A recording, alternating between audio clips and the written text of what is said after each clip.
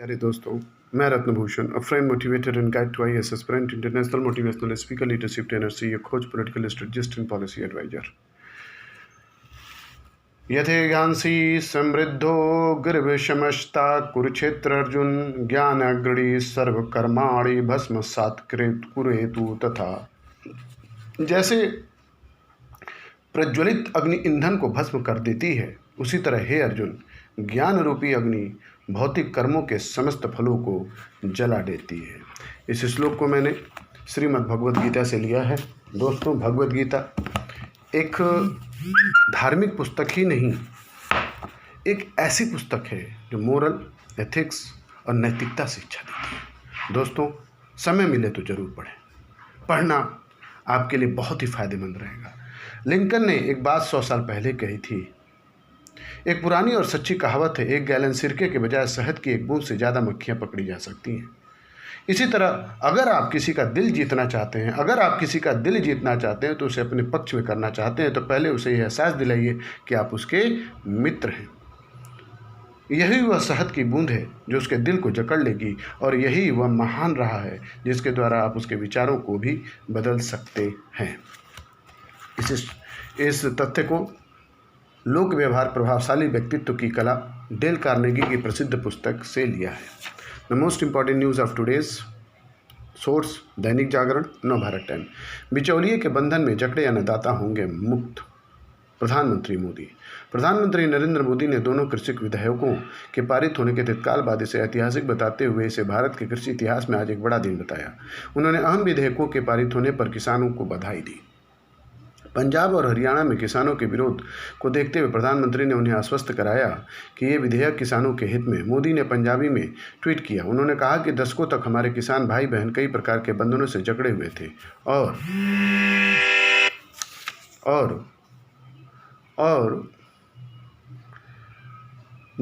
थे और उन्हें बिचौलियों का सामना करना पड़ता था। संसद में पारित विधेयकों से अन्नदाताओं को इन सबसे आज़ादी मिली है।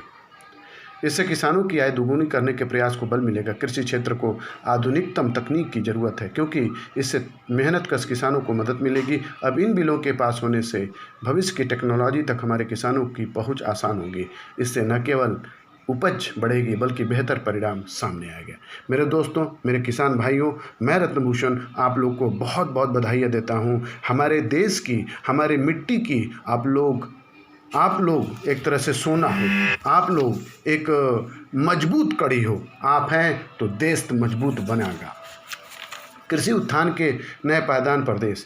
कृषि से जुड़े 2 विधेयकों को संसद के दोनों सदनों की मंजूरी के साथ ही हमने एक ऐतिहासिक पड़ाव पार कर लिया। हमने किसानों को उद्यमी बनाने, उनकी आमदनी बढ़ाने और उनके जीवन की गुणवत्ता सुधारने की दिशा एक जरूरी कदम बढ़ाया है। इससे वैश्विक बाजार में भारत की स्थिति मजबूत होने के साथ ही आत्मनिर्भर कृषि को भी राह मिलेगी। यह बीते 6 वर्षों में प्रधानमंत्री नरेंद्र मोदी के सक्षम नेतृत्व में सरकार के दृढ़ संकल्प एवं समर्पण का परिणाम है। इन विधेयकों का पारित होना भारतीय कृषि के लिए ऐतिहासिक दिन है। भारतीय कृषि की वास्तविक संभावनाओं को साकार करने के लिए प्रधानमंत्री मोदी के विजन की सराहना करता हूँ। साथ ही संसद में इन विधेयकों की बारीकियों को बढ़िया ढंग से समझाने के लिए कृषि मंत्री नरेंद्र सिंह तोमर को बधाई देता हूँ। इस आर्टिकल को केंद्रीय मंत्री, कैबिनेट मंत्री श्री राजनाथ सिंह, जो हमारे देश के डिफेंस मिनिस्टर भी हैं, उन्होंने इसको लिखा है। कुछ लोग ऐसा मानते हैं कि नई कृषि सुधारों से किसानों की जमीन कंपनियों की भेंट चढ़ जाएगी। मैं ऐसे सभी लोगों को आश्वस्त करना चाहता हूं कि ऐसा कुछ भी नहीं होने जा रहा है। हमने इन अधिनियमों में कुछ ऐसे प्रावधान किए हैं ताकि किसानों के हित सुरक्षित रहें। FPO किसानों की एक संस्था है। यह किसानों को मोलभाव की ताकत देगी। Sahyadri farms producer company limited Bharat में कृषक उत्पादन संगठन की सबसे उम्दा मिसाल है। इसकी शुरुआत बेहद छोटे स्तर पर हुई थी, लेकिन आज ये अंगूर और कई अन्य फसलों के निर्यात के मामले में अग्रणी है। करीब 8,000 सीमांत किसान इस संगठन से जुड़े हुए हैं, जो हर सीजन में 16,000 टन से अधिक अंगूर निर्यात करते हैं।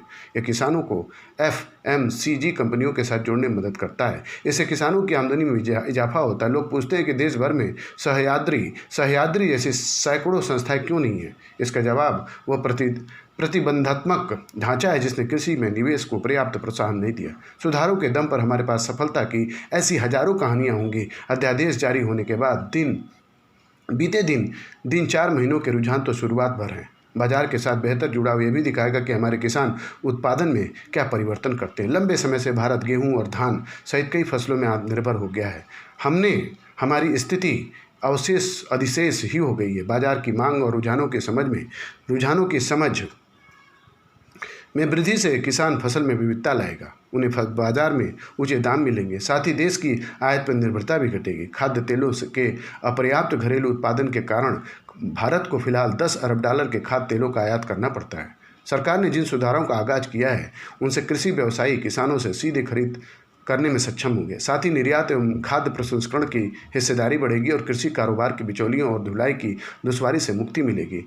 पंजाब, उत्तरी हरियाणा और पश्चिमी उत्तर प्रदेश के किसान इसकी मिसाल हैं। यहाँ आलू का बीज उत्पादित करने वाले 1000 से अधिक किसानों ने आईटीसी की सहायक कंपनी टेक्निको एग्री साइंसेस लिमिटेड के साथ करार किया। इससे जहां किसान की उत्पादकता में 10 से 30% की वृद्धि हुई, वहीं उन्होंने लागत पर 35% मार्जिन लाभ भी अर्जित किया।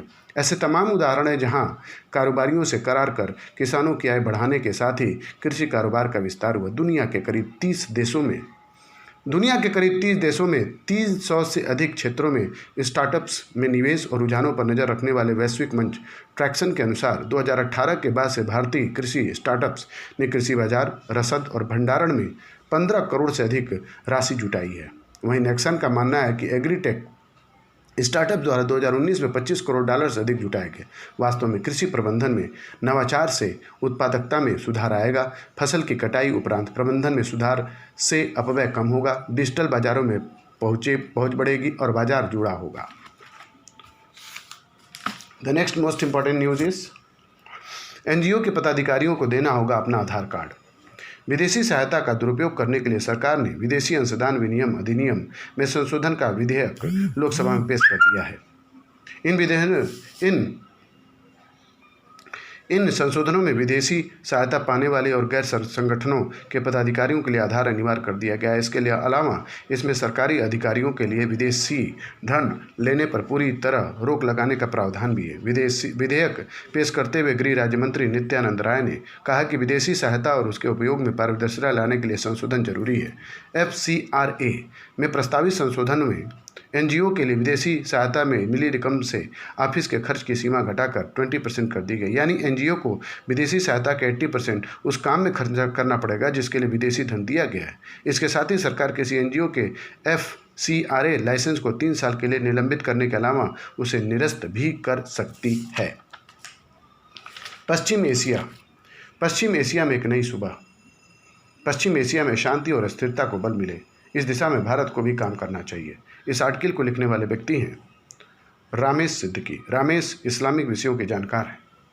इंसान अनंत काल तक शांति की अवस्था में रह सकता है, लेकिन हमेशा संघर्ष और टकराव की स्थिति में रहना उसके लिए असंभव है। यह तथ्य समय की कसौटी पर बार बार खरा उतरा है। बीते माह 13 अगस्त को यह खरा उतरा जब संयुक्त अरब अमीरात यानी UAE और इजराइल द्वारा शांति संधि की घोषणा की गई। इस संधि ने दोनों देशों के बीच राजनयिक संबंधों की स्थापना का मार्ग प्रशस्त किया। इस संधि की खास बात यह है कि इजराइल वेस्ट बैंक के हिस्सों का अधिग्रहण करने की अपनी योजना को स्थगित कर देगा। हालांकि इस पर इजरायली प्रधानमंत्री को अपने यहाँ विरोध का सामना करना पड़ा, फिर भी वो पीछे नहीं हटे। वैसे उन्होंने स्पष्ट किया है कि वेस्ट बैंक के अधिग्रहण का निलंबन कितने समय के लिए है, यह कहना गलत नहीं होगा। अधिग्रहण न सिर्फ इस समझौते को बल्कि भविष्य में किसी भी अरब देश के साथ होने वाले समझौतों का आघात पहुँचा सकता है। इस संधि के बाद UAE के मुसलमान आसानी से यरूशलेम जा सकेंगे और उन जगहों को देख पाएंगे जिनकी इस्लाम में विशेष मान्यता है। इनमें मुख्य रूप से अल अक्सा मस्जिद जो इस्लाम के 3 सबसे पवित्र स्थानों में से एक है। अल अक्सा मस्जिद है। इस द्विपक्षीय समझौते पर वाशिंगटन में 15 सितंबर को अमेरिकी राष्ट्रपति डोनाल्ड ट्रंप की उपस्थिति में हस्ताक्षर हुए। इसे अब्राहम अकॉर्ड के नाम से जाना जा रहा है। यह नाम पैगंबर इब्राहिम के नाम पर है। पैगंबर इब्राहिम एक ईश्वरवादी धर्म ईसाई, यहूदी और इस्लाम में बहुत बड़ा स्थान रखते हैं। इन तीनों धर्मों में उन्हें खुदा का पैगंबर बताया गया। पैगंबर इब्राहिम। इस कारण इन तीनों की अब्राहिमिक धर्म भी कहा जाता है। मानव जाति के इतिहास में अनेक शांति संधियाँ हुई। इनमें सबसे पहली संधि 3000 साल पहले हित्तियों और मिस्रियों के बीच हुई। 15 साल के विनाशकारी संघर्ष के बाद दोनों पक्षों ने महसूस किया कि उनकी लड़ाई का एकमात्र विकल्प शांति का मार्ग है। इसके बाद दोनों पक्षों ने शांति संधि तैयार की। इसके जरिए दोनों ने अपने ज्ञान को साझा करने और विकास को बढ़ावा देने का फैसला किया। इस शांति संधि की महत्ता के कारण उसकी एक प्रतिकृत संयुक्त राष्ट्र के मुख्यालय में रखी गई है। यूएई फारस की खाड़ी का पहला और विश्व का तीसरा मुस्लिम राष्ट्र है जिसने इजराइल के साथ शांति समझौते पर हस्ताक्षर किए। 1948 में इजराइल के जन्म के बाद 1948 में इजराइल के जन्म के बाद अरब दुनिया और इजराइल के बीच सामंजस्य स्थापित करने के लिए 2 समझौते हुए। एक 1979 में मिस्र के साथ, दूसरा 1994 में जॉर्डन के साथ। इसके बावजूद अब्राहिम समझौते को शांति के सच में एक बड़ी सफलता के रूप में देखा जा रहा है। यूएई इस्लामी जगत का एक प्रभावशाली राष्ट्र है। इसी कारण इस संधि का दूरगामी प्रभाव पड़ने की संभावना है। पिछले कुछ वर्षों में अबू धाबी के क्राउन प्रिंस शेख मोहम्मद बिन जायद ने विभिन्न देशों के साथ सामंजस्यपूर्ण संबंध बनाने की दृष्टि से कई महत्वपूर्ण कदम उठाए हैं। इसी के चलते पोप फ्रांसिस ने यूएई की पहली बार यात्रा की। इस यात्रा के बाद वहाँ एक अब्राहिमिक भवन के निर्माण की घोषणा हुई। कुछ ऐसा तब हुआ जब प्रधानमंत्री नरेंद्र मोदी यूएई गए थे। उस समय अबू धाबी में मंदिर निर्माण के लिए जमीन देने की घोषणा की गई थी। अभी तक अरब देशों और इजराइल के बीच शांति की कोई बड़ी पहल इसलिए नहीं हो सकी क्योंकि पश्चिम एशिया में सक्रिय कई गुट इस एक असंभव उसूल को पकड़े बैठे हुए थे, शांति से पहले उन्हें न्याय। इसके चलते न केवल भारी आर्थिक क्षति हुई बल्कि असंख्य लोगों की जान भी गई। ऐसे में अब्राहिम समझौता आशा की एक किरण है। इससे पश्चिम एशिया में स्थायी शांति की उम्मीद लगाई जा रही है। शायद लोगों को यह समझ आ रहा है कि शांति के बाद विकास और न्याय के अवसर खुलते हैं। इस पर हैरानी नहीं है कि यूएई इजराइल में दोस्ती की पहल में बहरीन ने शिरकत कर ली है। इसके बाद ओमान भी इसी रास्ते पर चलने जा रहा है। अब सभी की निगाहें अन्य मुस्लिम राष्ट्रों पर टिकी हैं, जिनसे सबसे महत्वपूर्ण है सऊदी अरब। हालांकि सऊदी अरब ने आधिकारिक तौर पर कुछ नहीं कहा है, लेकिन सद्भावना के तौर पर उसने पहली बार इजरायली विमानों को अपने हवाई क्षेत्र का उपयोग करने की अनुमति दी। इसके अलावा सऊदी अरब की प्रभावशाली संस्था मुस्लिम वर्ल्ड लीग के महासचिव शेख मोहम्मद बिन अब्दुल करीम ने बयान दिया कि हम अपने यहूदी भाइयों का सम्मान करते हैं। जहां सऊदी अरब यूएई इजराइल शांति समझौते पर सकारात्मक संकेत दे रहा है, वहीं तुर्की, कतर, ईरान इस समझौते का खुलकर विरोध कर रहे हैं। इसका कारण शायद यह है कि ईरान के प्रभाव को रोकने के लिए समझौता किया गया है। आज विश्व में बहुत कम ऐसे देश हैं जिनके संबंध अरब देशों के साथ साथ इजराइल और ईरान से भी हैं। ऐसे में भारत की भूमिका अहम हो जाती है। प्रधानमंत्री नरेंद्र मोदी की कूटनीति के कारण भारत के संबंध इन सभी देशों से बहुत अच्छे हैं। यही तो हमारे प्रधानमंत्री की काबिलियत है। पश्चिम एशिया में शांति और स्थिरता को बल मिले, इसी दिशा में भारत को काम करना चाहिए, क्योंकि यही भारत के हित में है। अब्राहम समझौता कामयाब हो, इसके लिए इतिहास को नकारात्मक घटनाओं को भूलना पड़ेगा। वास्तव में प्रत्येक समाज को तय करना पड़ता है वो अपने आने वाली पीढ़ियों के लिए क्या छोड़ना चाहते हैं। संघर्ष, गरीबी, निराशा या फिर आशा, शांति और प्रगति की एक नई राह। रामेश सिद्दीकी का ये आर्टिकल बहुत ही अच्छा। माता पिता ऊर्जा। माता पिता के बिना हमारे अस्तित्व की परिकल्पना भी नहीं की जा सकती। हमारे यहाँ सनातन धर्म में माता को पृथ्वी से बड़ा तथा पिता को आकाश से ऊंचा दर्जा दिया गया। किसी विद्वान ने कहा, पानी अपना संपूर्ण जीवन देकर वृक्ष को बड़ा करता है, इसलिए शायद वह कभी भी लकड़ी को डूबने नहीं देता। देखा जाए तो माता पिता का भी यही सिद्धांत है। माता पिता जीवन की प्रत्येक समस्या से हमारी रक्षा करते हैं। हमारा भी दायित्व है कि उन्हें जीवन का सर्वोपरि सम्मान दें। संसार में माता पिता ही साक्षात ईश्वर है। जिस तरह ईश्वर कल्याणकारी होता है, वो हमारे दुखों को दूर करता है, वैसे ही माता पिता सदैव हमारे कल्याण की कामना में लगे रहते हैं। वे हमेशा अपने बच्चों को आगे बढ़ाते हुए देखना चाहते हैं। वे वचन बोलते हैं, हमारे लिए हितकर ही होते हैं। गोस्वामी तुलसीदास जी ने कहा है, माता पिता गुरु प्रभु की बानी, बिनहि विचार करहि शुभ जानी।